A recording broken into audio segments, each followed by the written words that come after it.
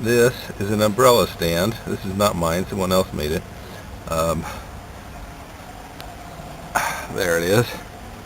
And it's pretty simple. It's some old leaf springs out of a heavy-duty truck, and this piece is about 6 inches long from here to here. I would have made it a little bit longer, but okay, fine. This piece of steel tubing is just thin-walled steel tubing, about 1 3/4 inch. Some 1/2 inch bar stock, just for decoration.